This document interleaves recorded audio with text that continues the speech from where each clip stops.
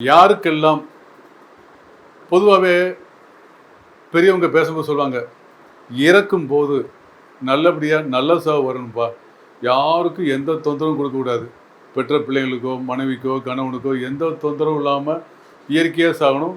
நம்மளால் மற்றவங்க கஷ்டப்படக்கூடாது. நம்ம கூட இருக்கிறது கவனிக்கிறவங்க யாரும் கஷ்டப்படக்கூடாது. நம்மள்கிட்ட கஷ்டம் ஆரோக்கியம் இருக்கும்போது திடீர்னு இறந்துடணும். நம்மளை யாரும் நமக்கு கை கால் சுகமெல்லாம் போய் கூட இருந்தே பணிவிடை செய்யக்கூடிய அந்த சூழ்நிலை இருக்கக்கூடாது. யாருக்கெல்லாம் ஏன் அப்படி பயப்படுறாங்கன்னாக்கா, ரொம்ப பேர் வந்து பார்த்தீங்கன்னா இறக்கும்போது கை கால்கள் இயங்க முடியாமல்,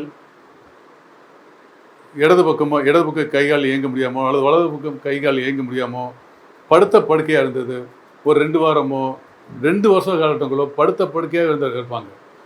அவங்கள பாதுகாக்கிறதே ரொம்ப கஷ்டப்பட்டு மற்றவர்கள் பணிவிடை செய்யக்கூடிய ஒரு பாக்கியம் உண்டாகும். அந்த மாதிரி ஒரு கஷ்டமான சூழ்நிலை யாருக்கு வரக்கூடாது அப்படின்னு எல்லாரும் பேசுவாங்க.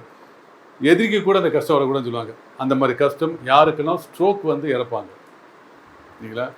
யாருக்கெல்லாம் நல்லா கவனிச்சுங்க, யாருக்கெல்லாம் 12ஆம் இடத்துல செவ்வாய் சனி இருக்குதோ, 12 செவ்வாய் சனி இருக்குதோ, எந்த லக்னமாக இருந்தாலும் ராசியாக இருந்தாலும் சனி ராகு செவ்வாய் ராகு சனி இந்த 3 கிரகங்கள் இணைவு வந்து 12 8 இருக்கிறதோ அவளுக்கெல்லாம் இந்த மாதிரி சூழ்நிலை அமையும்.